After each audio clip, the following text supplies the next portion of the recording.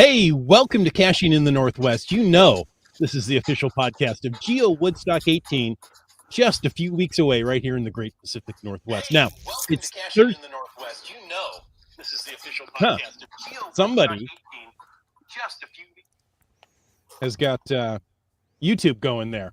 Okay. Hey, that was great because I wanted to see if we were really going, and we are. Hey, it's Thursday night at 9 p.m. Pacific. I'm Chris of the Northwest, and we're going to talk about geocaches and geocachers from here and all around the globe.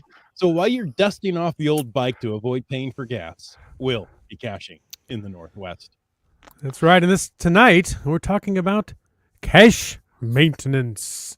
You know, it's like you take your car in and it runs fine for the mechanic, but not for you. No.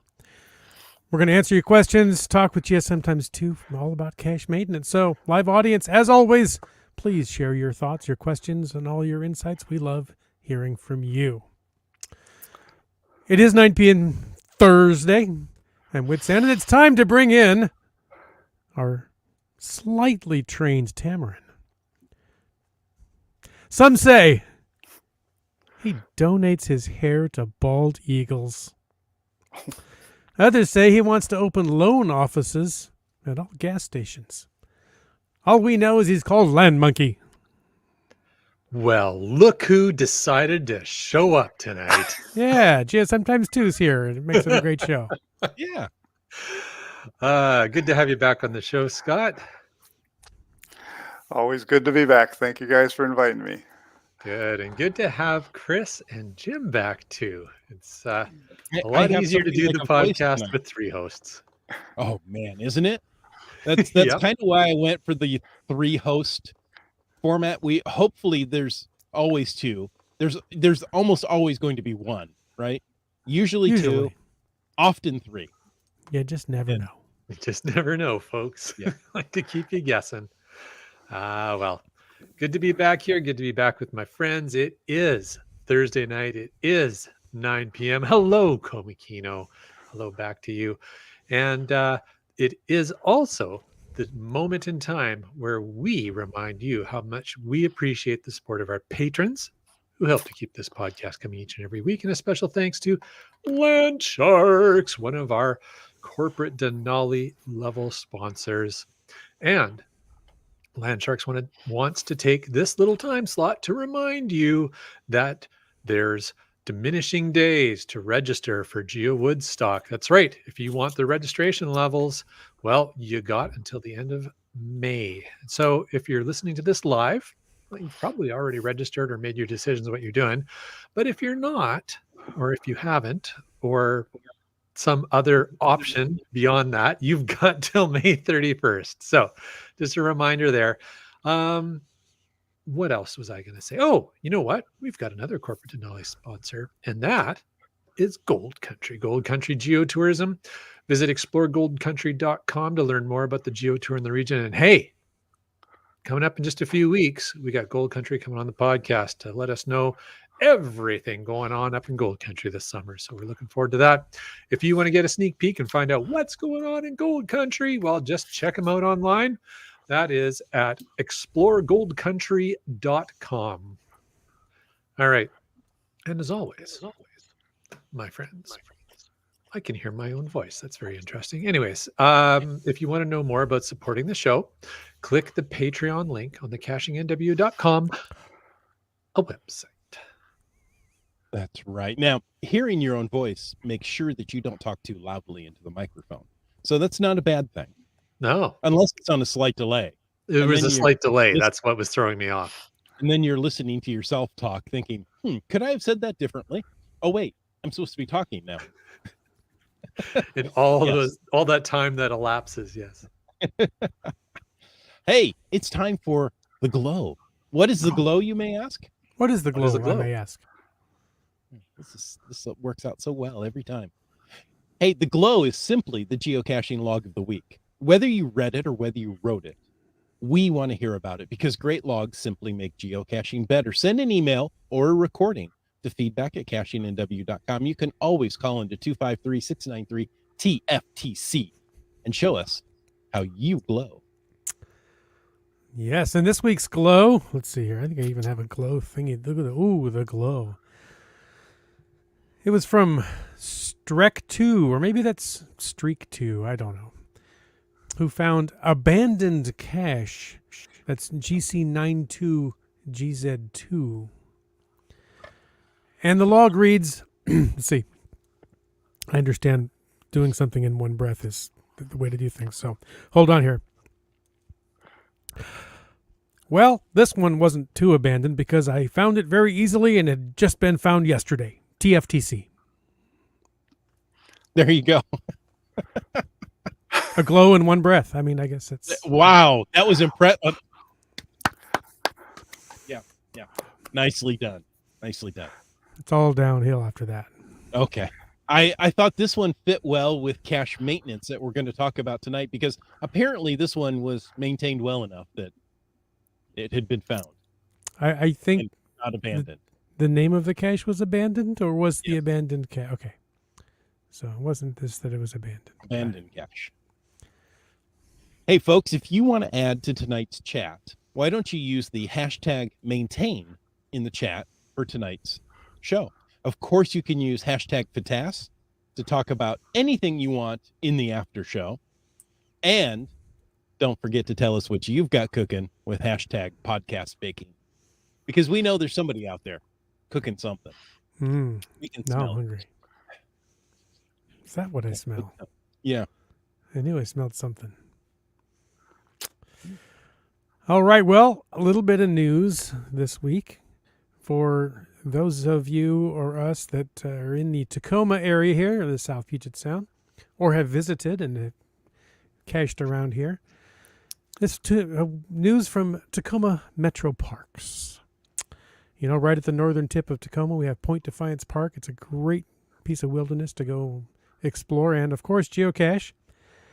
And Metro Parks announced this week, after careful consideration and following a recent geotechnical report confirming ongoing erosion and slope instability, Metro Parks Tacoma is closing the outer loop of 5 Mile Drive in Point Defiance Park to all motorized traffic due to safety concerns. Closure is effective beginning Friday, May 20th. That's tomorrow. So it's closed. Done. Right. Can't drive it anymore. You can still hike on it. Bicycle, scooter, roller skate, ride your big wheel. Ooh. Something like so that. It could be the 5 mile walk, ride, glide, hike. Did I say hike? But not drive. Yeah. The closure, it's not the entire 5 Mile Drive. There's a 2.25 mile distance between the entry exit to Owen Beach and the Fort Nisqually Living. So it's about half. So it's like most things nowadays. They're giving you half of what you got before for the same money. So it doesn't feel like they're raising prices. But it's done for safety, and who can argue with safety? You see some of the photos they posted, the aerial photos, and the hillsides were eroding in, and I could see where a big storm, a big erosion event could seriously undermine the roadway, and if somebody was caught unawares, that could be dangerous. So understand it. I never get out up there anymore anyway, so it doesn't affect me much, but kind of sad because I used to like to bring out-of-town visitors there to drive around. You can still drive the lower loop. You can still go to Owen Beach, which opens, I believe, next month after June 4th. A year and a half of renovation. Visit Fort Nisqually. There's some great things to see. And, of course, still some great geocaching. Some of them you have to walk a little farther to now. That's right. Trying to get in one last drive. My wife and I went there after dinner tonight, only to realize, oops, the 5 Mile Drive was only open from 9 a.m. to 2 p.m. So, yeah, we missed the last chance opportunity. Did you bring your lockpick tools? I did not. Okay, because you might have been able to drive it one last time. It's true. And who's to say that, maybe I can't anyway? Well, don't do it on a Thursday because we like having you here. Thanks. If you do it on a Friday, then you might get out in time to join us again the following week. My wife says, well, there's the reason we need to get electric bikes. There you go. It's cheaper than gas, I guess. I don't know. I got gas. It came free with my meal. Oh, yeah, Taco Bell again. Well, there goes them for a sponsor. Sorry about that. There's plenty of fish in the sea. Okay, you guys are probably all old enough to remember the Mexican pizza at Taco Bell. No, none. Okay, nobody. My Sure. son's very excited. You know, it was a product in the 80s. I think it's coming back, isn't it? They're bringing it back for a short period Yeah. of time. So now everybody will be old enough to remember it. Oh, yeah. Is that how it works? Sure. Okay. You were this many days old, this many years Yeah. old. How's that? No, I was today years old. I was 2 years old. Hey, well, at least you guys got locked out of the 5 Mile Drive and not locked in like Peach of Washington. Yeah. Oh gosh. You make one little mistake. Nobody That's ever right. lets you forget it, eh? Well, Peach is pretty unforgettable anyway. Wet Wow. Coaster says another tot.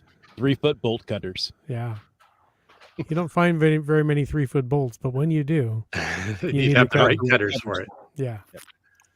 Oh gosh. All right. Well, hey, we got a little bit more news from state parks. They are reminding us that it is National Safe Boating Week. This seems right up your alley, Scott. This year, the boating program is excited to announce a partnership with the Seattle Mariners to promote National Safe Boating Week. Is that because their season sinks every year? Probably. I was going to say, I'm not sure I would take advice from a losing team, but go for it.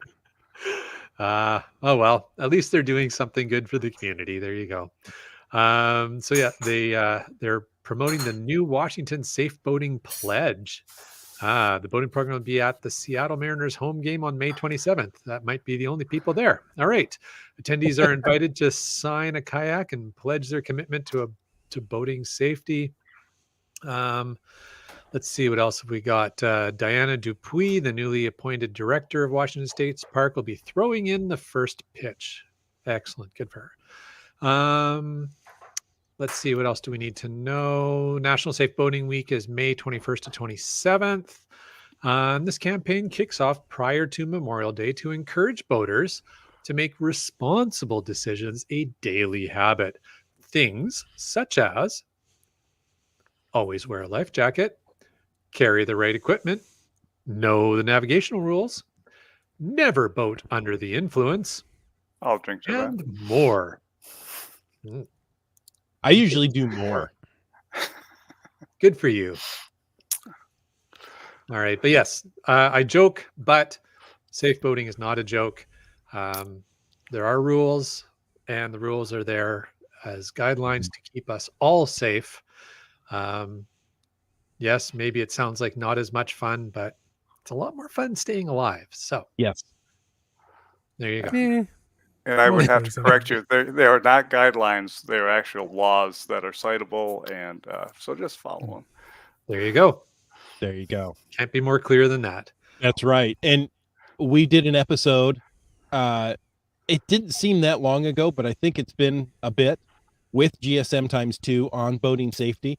Go back and listen to that episode. That there are such great tips and tricks there. In fact, GSM x2, we should bring you back to give us a brush up and make sure we know what to do to be on the water, to be safe. So, Okay, okay. let's do Well, that. was easy. That was easy. Now, GSM x2, you've been on the show as almost as much as the three hosts here. So it's good to have you back. And there's a very small chance that there's someone listening who doesn't know who you are, what you've done. So tell us where you cache and what you do with fun, or what you do for fun with your pet. Okay, GSM x2. It looks like GSMx2, but that's a multiplication sign because my wife and I would have the same initials if I used my first name and she used my last name, but that's neither here nor there. We live in Ojai, California, which is between Los Angeles and Santa Barbara, about 12 miles from the ocean. And been geocaching since November 2004 and have found a fair amount of geocaches and had fun and continue to have more fun geocaching probably than any time in those 18 years, except maybe those first couple of years where you're just addicted to it and you have to do it, but having a good time. Nice. Always good to have a good time. And you have found, and are finding a fair amount of caches there, having fun out there on the trails. Both of you GSMs, GSM is what somebody put in the chat earlier. But you don't just find them. You like to hide them too, as I recall. You, I think, could be considered a major cache hider in your area. And so we're excited to talk to you about cache maintenance. I struggle sometimes to maintain the 3, yes, I can count them on part of one hand, caches that I own. I think you own, I'm going to say, more than 4. I own more than 4. I've set a ton of them. Currently, 670 of them are still active, Wow. and all but 6 of them are active. 6 of them are disabled. 1 because there's construction in the area, and I just didn't get out to get the rest of them today. But I did do a little maintenance run today, because if you want to get motivated about doing maintenance, volunteer to be a guest on a podcast on maintenance. Just another service we provide. Yes, thank you very much. So 99% of my caches are active. I do have 2 that need maintenance with their logs, and I'll get around to those. They're just a little bit further away than Ojai. Wow. How in the world do you get to all those caches? You must have developed some good strategies at this point for maintaining your caches. I think I have. First off, it starts with the hide. You got to have the right container. You have to have it in the right place. You have to have it appropriate to where you have hidden it. Because if you don't, you're creating your own maintenance nightmares. So what's the right container? It depends on where you are. My suggestion, go out, do some geocaching, find out those geocaches that have dry logs, have been maintained over time, and then use those containers. That's a good tip. It really is. Yeah, those ones that have soggy and break and so forth, they're going to be your little maintenance nightmare. But and then hiding them appropriately. If you want to hide a difficult hide, that's great. Don't do a difficult hide in a park or a neighborhood or at the 4 corners of a neighborhood, because the person who's looking for that for 20 minutes will attract attention, and somebody is going to say, what did that guy do? Go over and look, and they don't want people hanging around their house, so they pull it out, and you now have a maintenance nightmare. So, and then size, same thing. You just can't hide an ammo can under a lamp post and expect it to last very long. So try and match it, and take your time. Take your time. You don't have to sit out there and do like I did the first years of my geocaching career and just hide everything any place. I'm at the position now that I want to really try and hide good things in good places and enhance the sport that way. Nice. I love the tip. Go out and find other cache hides with a dry log in that, and then use that container. Now, do the COs get angry when you steal their containers to use them to rehide? No, because I just... Okay, good. I don't steal containers. Oh, you copy. I copy Yes. them. Oh, Yes, gotcha. thank you for the clarification. I really appreciate it. Copying gets you in trouble in elementary school, but it gets you far in adulthood. Yeah, exactly. Exactly. Now, Oops. most people do maintenance like in spring and fall, right? Just as everything's thawing out, make sure the container's in good shape, and then after all those summer hides, go out and change the log so it can sit and freeze for the winter. So, twice a year. Is that kind of what you do? If I had 3 or 30 containers, that would make really good sense. With over 600 containers. It's just not something that's possible for me to do. And a lot of my containers are off in the hills someplace. So I don't. If I'm in an area, I will go ahead and check the geocaches that are in that area. And then, as we'll discuss later, I have some strategies on keeping a list of caches that do need maintenance. And about once a month, today being one of those days, I went out, go out and do my maintenance on those caches that I need maintenance. But I am very dependent on the community, on the local community, not to do the maintenance, but to use the tools that are available to them to let me know that my caches need maintenance.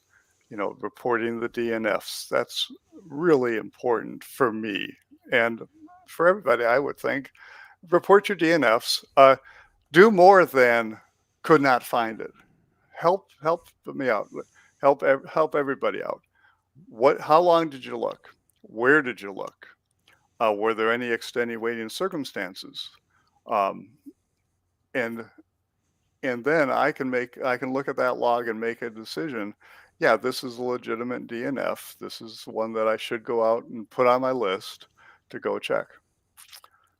Yeah. And then as far as maintenance, the same thing. Very dependent on people adding that little report a problem or report an issue with this geocache. It pops up a separate email, um, and I use some strategies to get that email recognized, and that's just terrific. It really is helpful to get that. The strategies that I use, my email client, I have set up rules.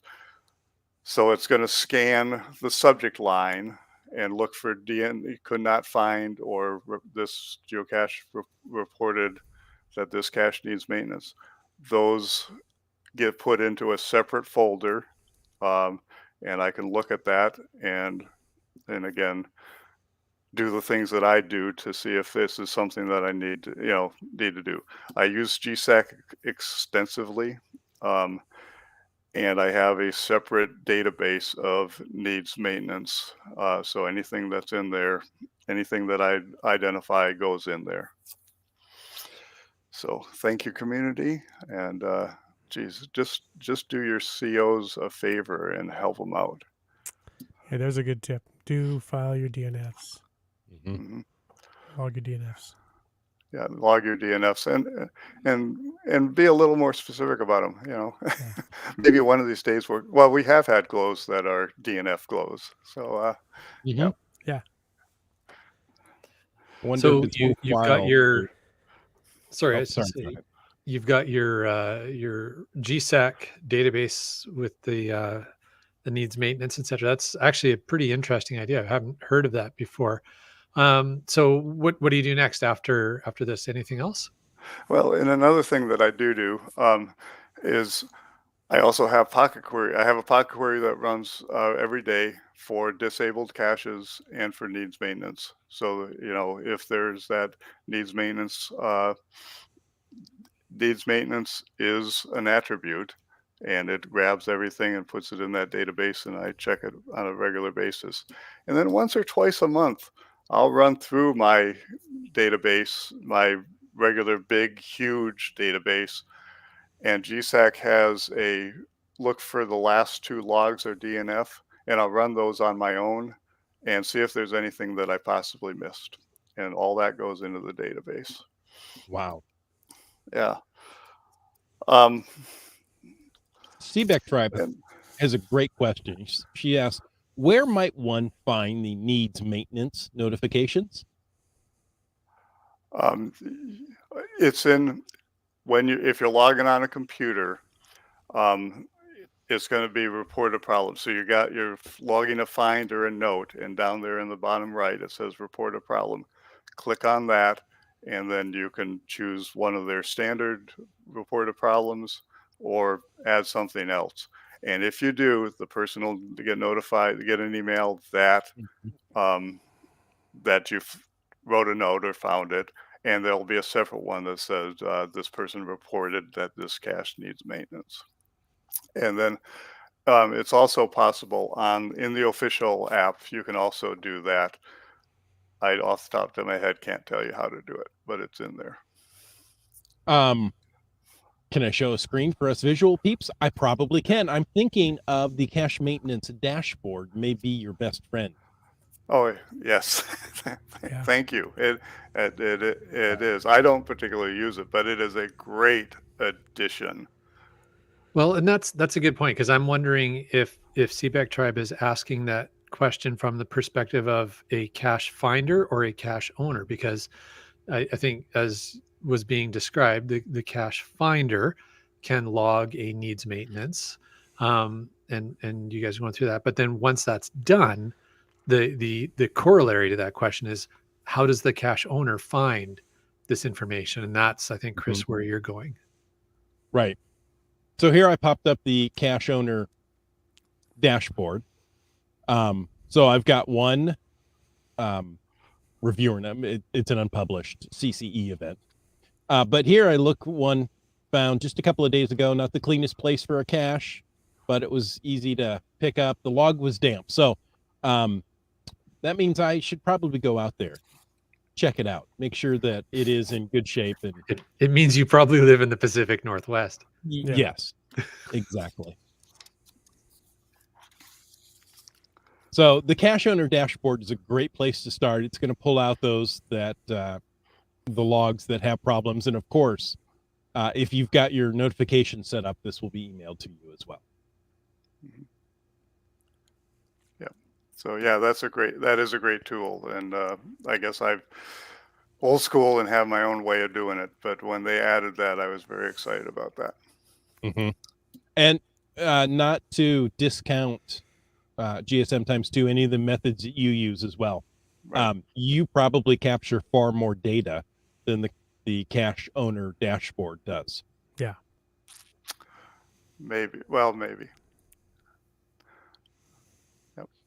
So yeah, and let's see. So what else did you? So you asked me something there, Jay, and I was behind you.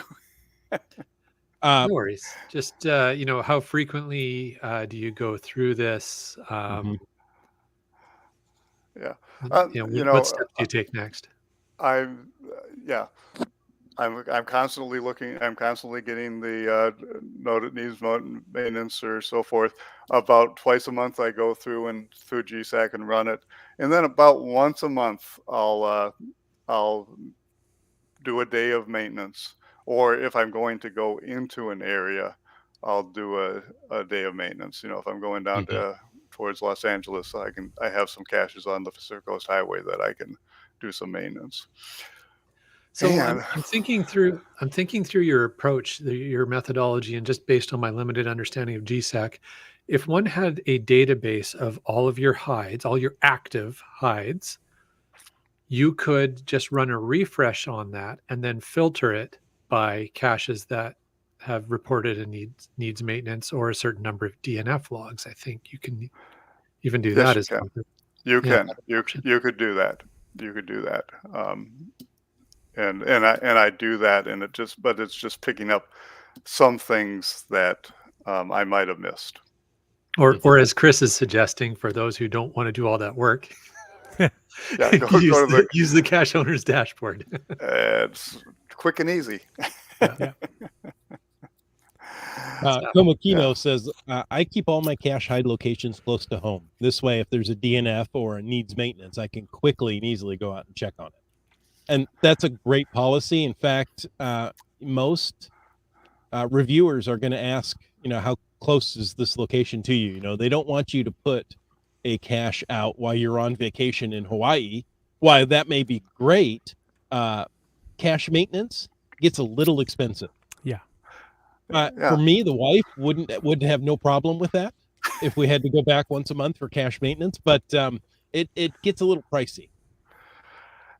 And GCHQ, they set that at 100 miles. So, Komakino, he's probably right, and I will have to say I have over the last couple of years reduced my hiding circumference, um, and it does help. You know, there were caches, 8 caches today in the Ojai area. 4 of them required some hiking, and I can tell you why I didn't do those today. But Well, and that's a great segue there because you did say you went and did a cache maintenance run today. I did. So you would be ready for the show. I mean, that's the quality of guests that we get here on Caching in the Northwest who do homework prior to coming on the show. It's fantastic. So tell us a little bit of what this cache maintenance run looked like for you. Okay, and this is thank you for asking, because this is kind of a summary of exactly what we're talking about. Okay, so the first cache that I go after had a DNF on it. It's called hanging not in a Scott hole. Just briefly, a Scott hole. I hide caches in the top, hanging in the top of metal fence posts so much that 12 years ago they were designated as Scott holes in my area. So this was hanging not in a Scott hole. I get there, and there were Scott holes there, but they're all 9 feet high, so I can't hang something there. So I had hung a cache in a small oak tree, which is now a larger oak tree. And I'm looking at this going, I hate veggie hides. Hide what you like to hide, or hide what you like to find, and I hate veggie hides. So I looked for it for, the 5 minutes, and I can't find it. And so I archive it. And in the spirit of refreshing the game board, which we've talked about on this show, I hit a new one. And it actually published today because we have, like you, very great volunteer reviewers. And so it published, and it's called Not in a Scott Hanging, Not in a Scott Hole, Not a Veggie Hide. And it's neither of those. And so there's number one. Number two was called Black Brick. And go there, and by gosh, it is there. And I check on it, and it's in perfect shape. So here's another tip. If you check on your geocache and it's fine and there's nothing you have to do to it, go ahead and still log a owner maintenance on that. It resets the health score, lets people know that, hey, this is a responsible and active geocacher who is checking on his geocaches. So go ahead and do that. So that's what I did. I logged my, cache maintenance and owner maintenance, and move on to the next one, which is called Block Rock. Kind of an interesting one because it's about as easy to find as an LPC. It's a block rock, 2 foot high, 2 foot wide, 2 foot tall, and it's under a spore. Somebody reported I looked in the obvious place and it wasn't there. So I look in the obvious place. There are 3 rocks there. There's not a pill bottle. So it's gone.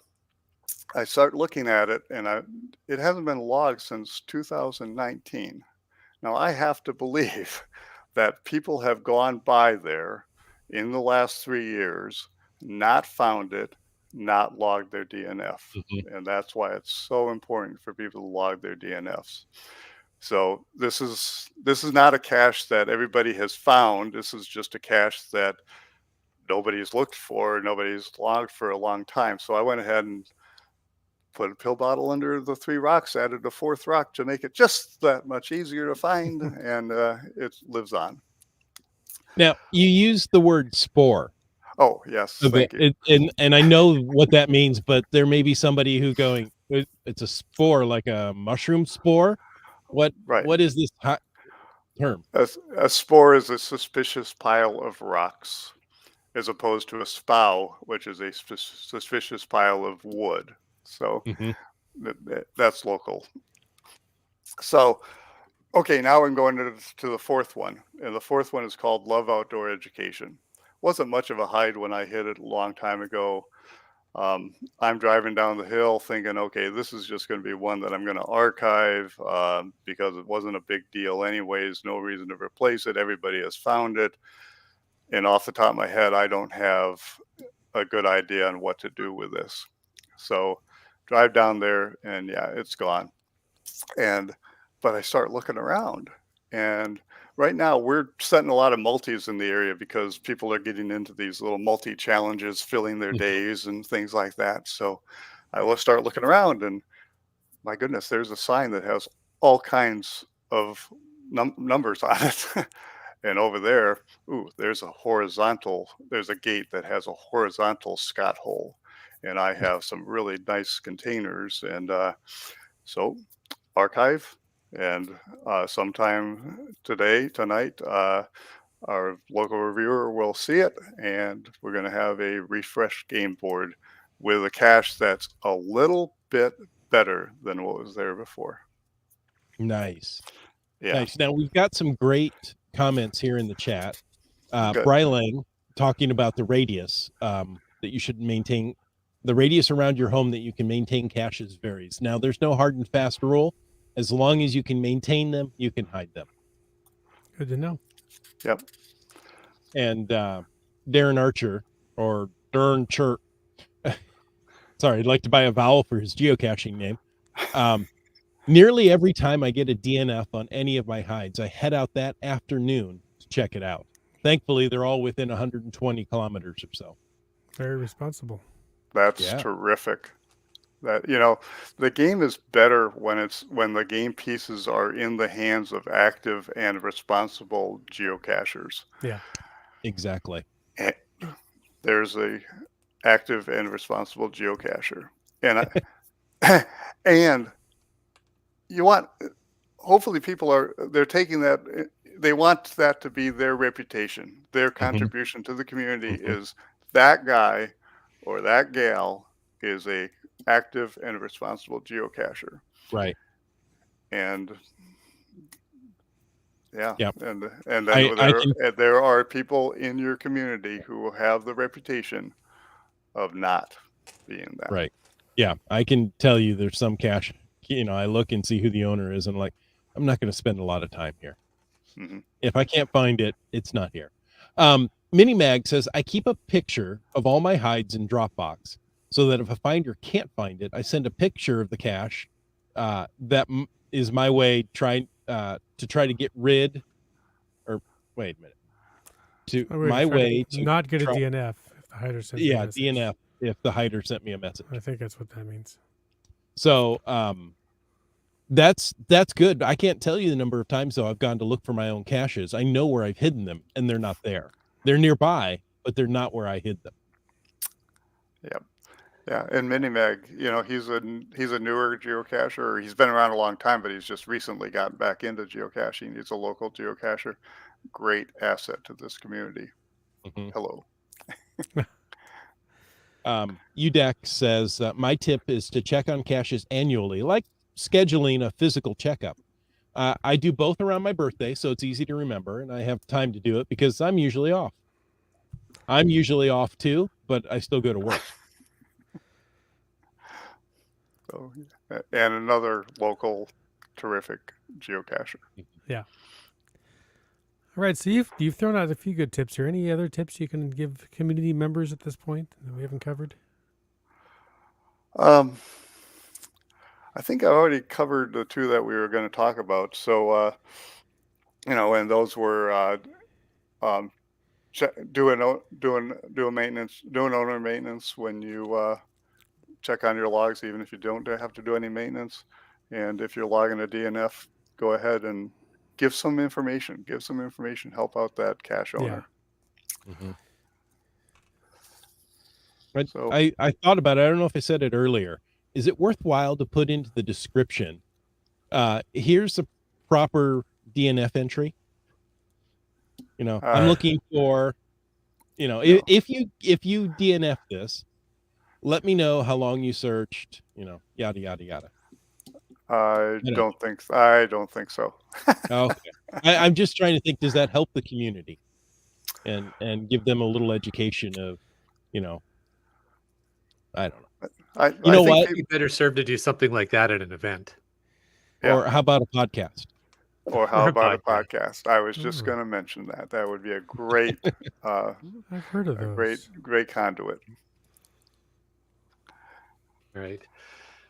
So while we're talking about the community, some people bring up the idea of community maintenance, they call it. Other people don't necessarily use such a kind term.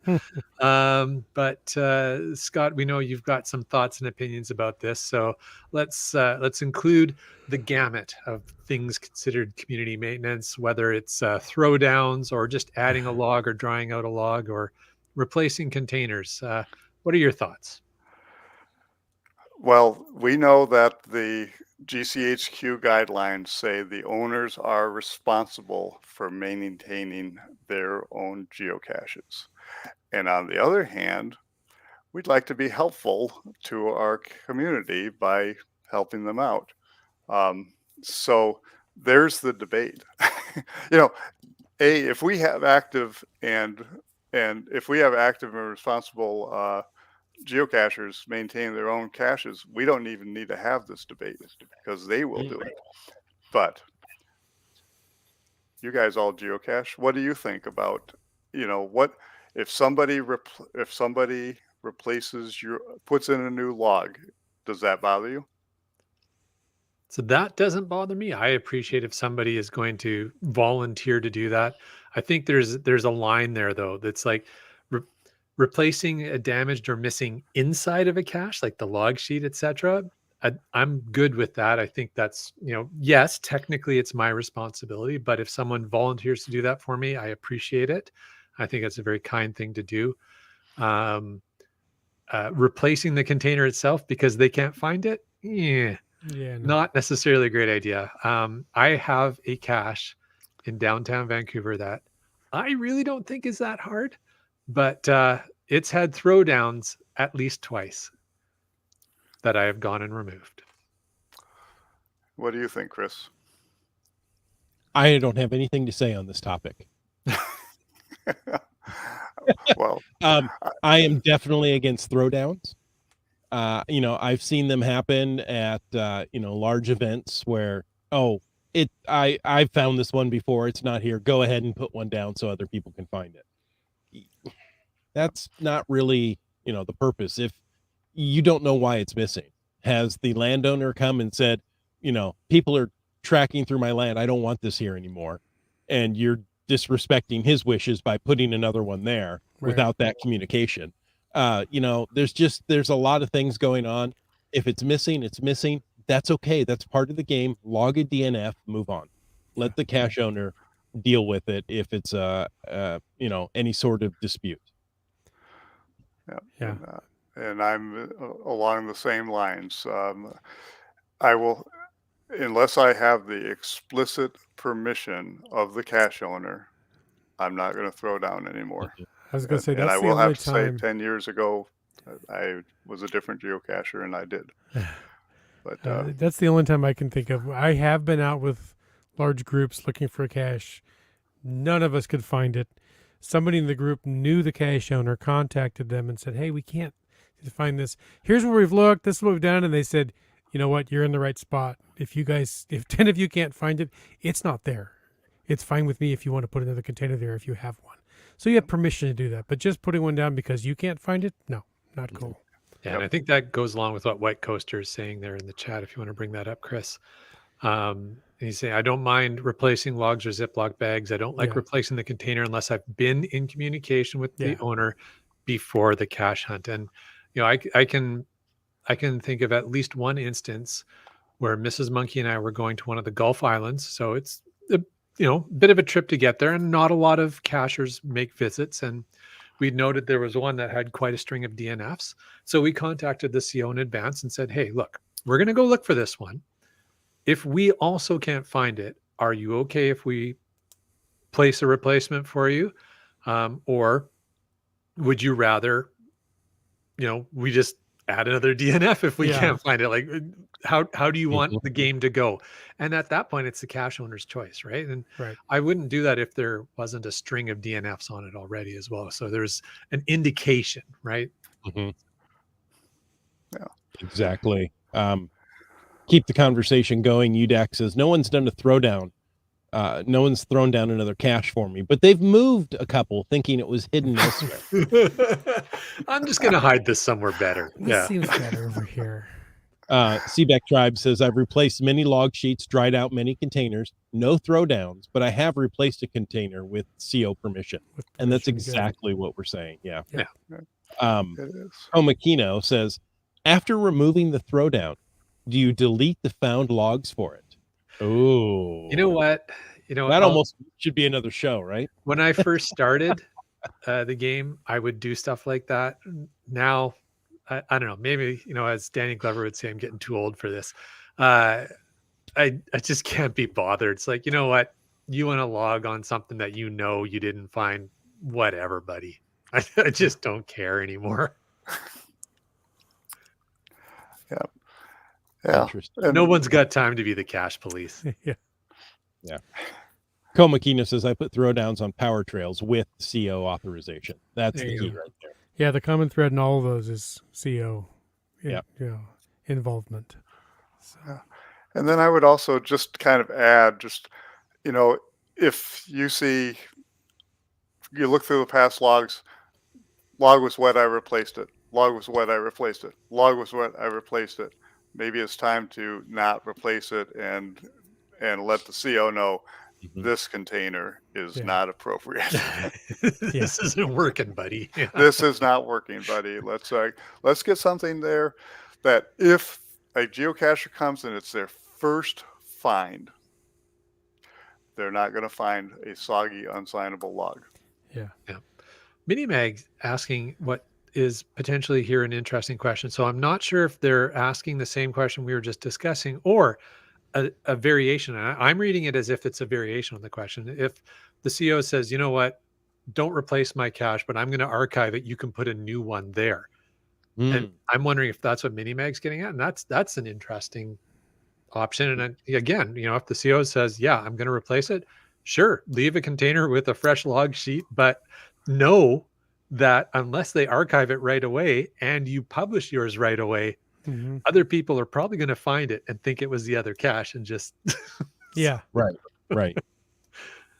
But not sure what Minimag was getting at. But if that was the option, I think it's okay as long as it's not in an area where it's going to get people right away. Yeah.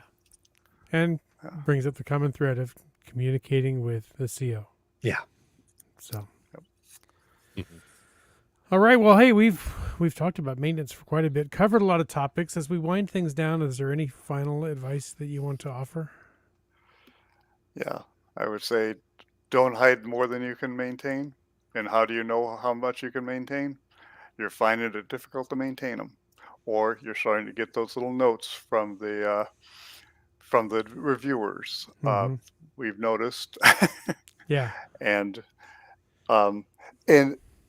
I guess I would also say, if you've disabled a cache and there's a reason that you can't get out there and maintain it, such as this one that's under construction, be in contact with your reviewers and let them know, hey, I'm following this, I'm monitoring this, I'm aware of this, I just at this second can't do it.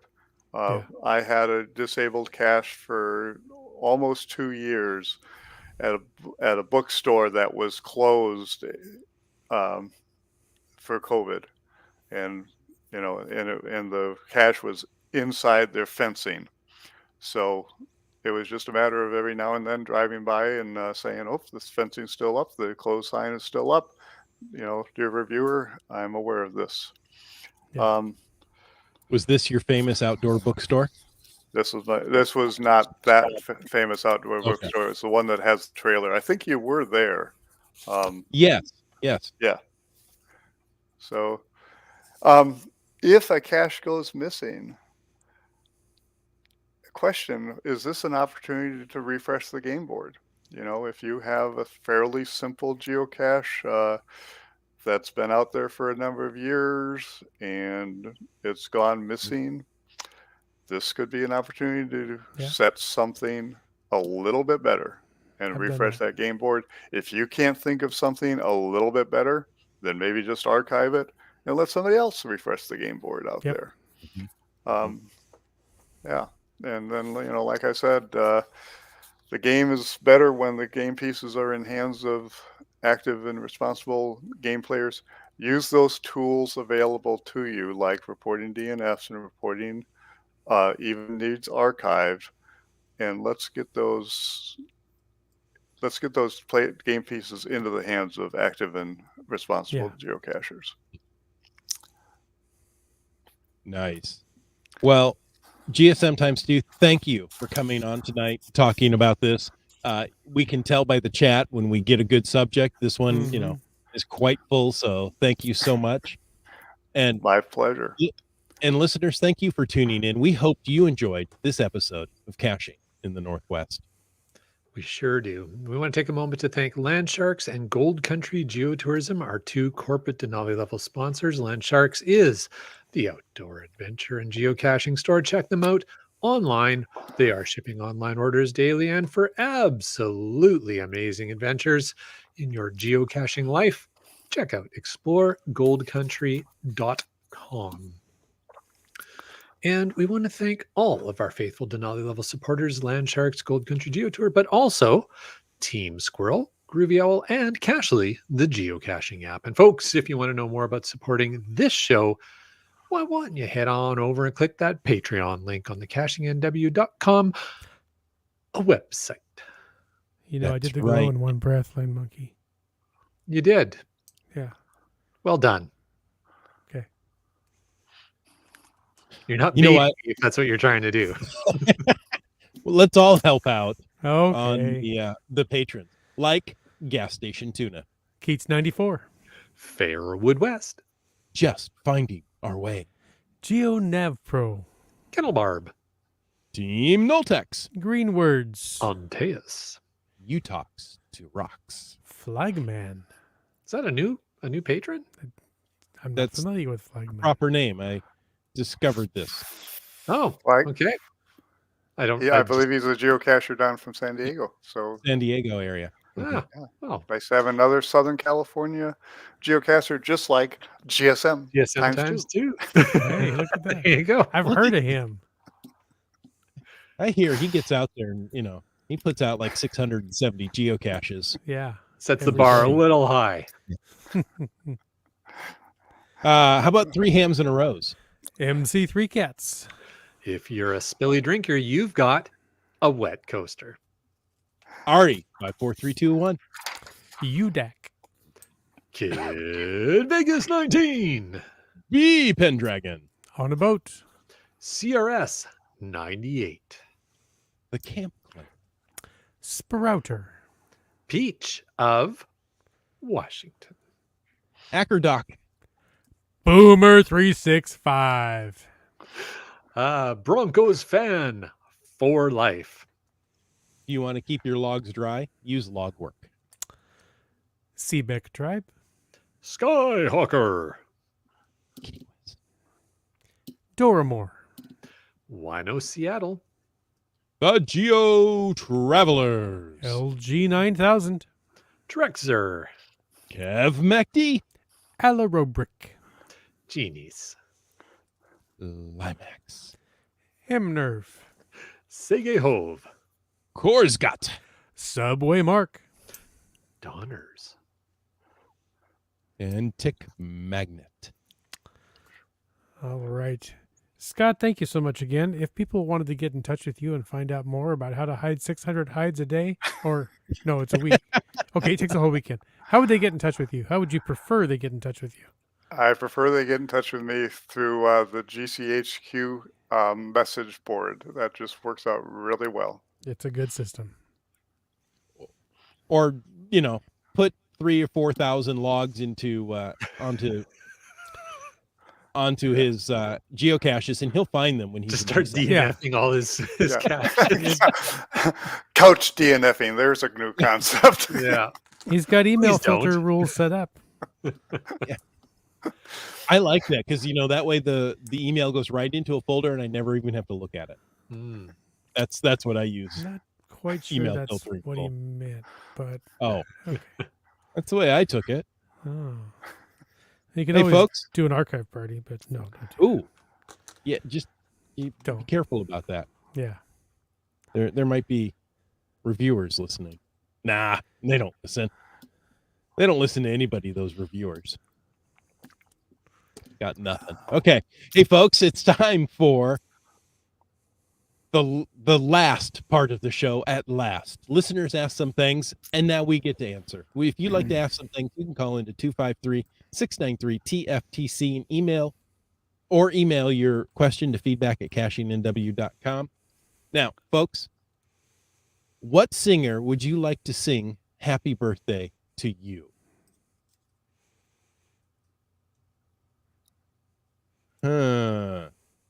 Well, she's dead, but Marilyn Monroe sings a good happy birthday. Yeah, he does.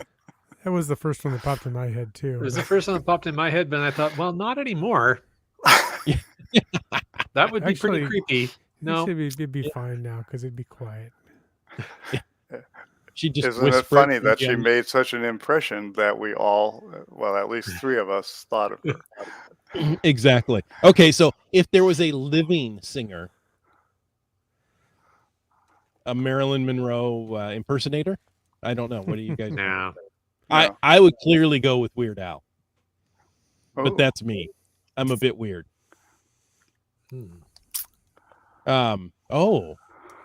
Seabeck Tribe has a good one. Dolly Parton and Kenny Rogers.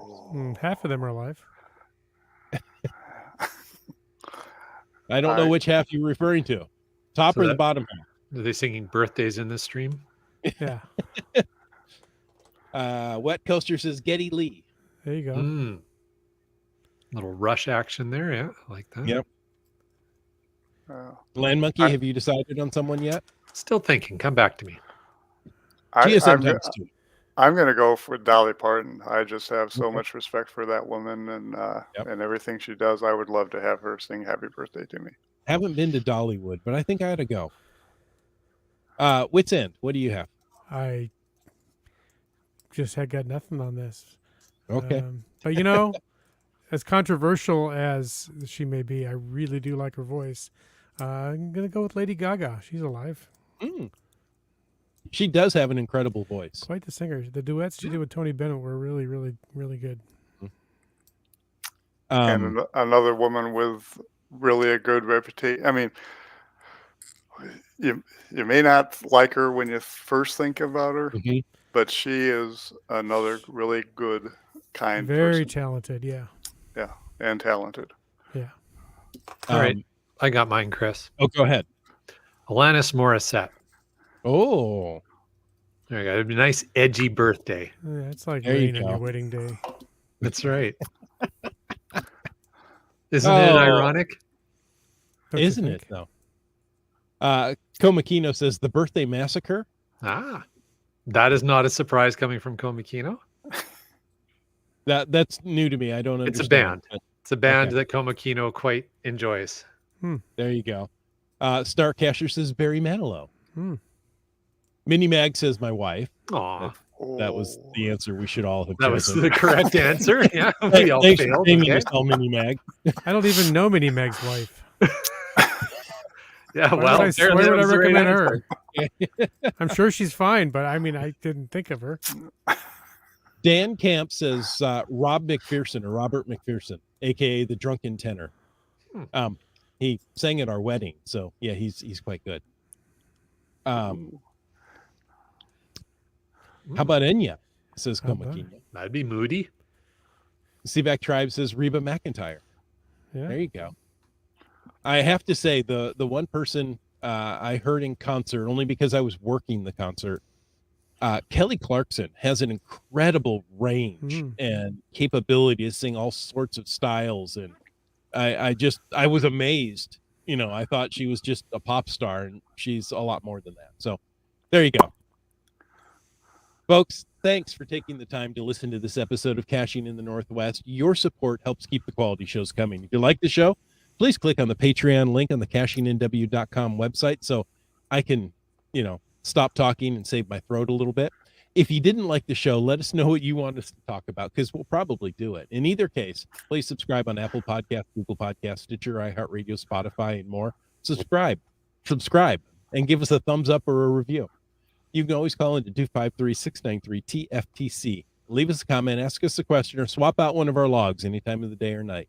Of course, you can email us at feedback@cachingnw.com. Join us live every Thursday at 9 p.m. Pacific for a live show and chat. This show is produced by Chris Umfenauer, Jim Paulwitz, and Jay Kennedy. It's licensed under a Creative Commons Attribution 3.0 license, copyright 2022 by Chris Umfenauer. And folks, I ask you to stay tuned for The after show.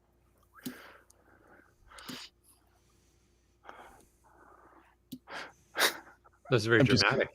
I'm just going to die over here. We'll miss you. Whew. The afterlife. Barely.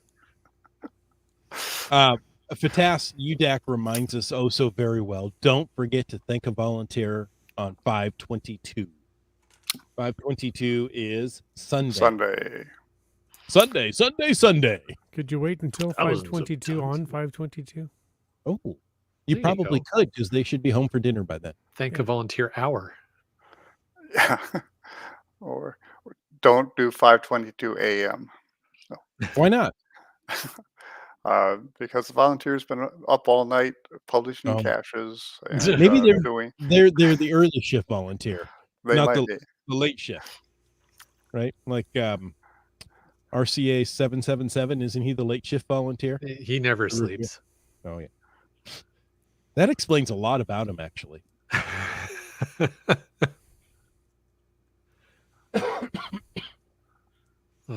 Feel better soon, Chris. All right. What do we have Go here? on, talks amongst yourself. Talks. What do we have for Fatasas? We've got a I'm ignoring that one. All right, we've got a podcast baking from Kitty Quest. She says, I did not bake these, but I need to get the recipe. Just finished noshing on some amazing cappuccino shortbread cookies. Perhaps a future baking project. There you go. Ooh, that sounds like something you need in the morning, right? Mhm. Indeed. And who needs that? Just put some espresso powder in there. Yep. You'd be awake in no Why time. not? Yeah. All right. We'll read IHAMs. You don't want to. Please, somebody poke Land Monkey throwdowns. Haven't heard that rant in a while. There you go. I think I did the subtle version of the rant earlier in the show. So there we go. This is the kind hardly noticed it. rant. I know, right? It's a kinder, gentler rant. Exactly. All Well, right. that's all I see for Fatas. Short Fatas tonight. Yeah, folks, you got to tell us what events you're going to, where you can be seen in the area if you want people to stalk you. I mean, this is your opportunity. That's what the Fatas is for. Indeed. Well, hey, while we're here, what I can let our listeners know is that we've got a great string of guests coming up. We launched it off with Scott tonight, and we will be continuing on with a really fun string of guests throughout the following week. So if you haven't been watching, if you're new to the podcast, you're going to want to keep watching and you'll just really enjoy it. I promise.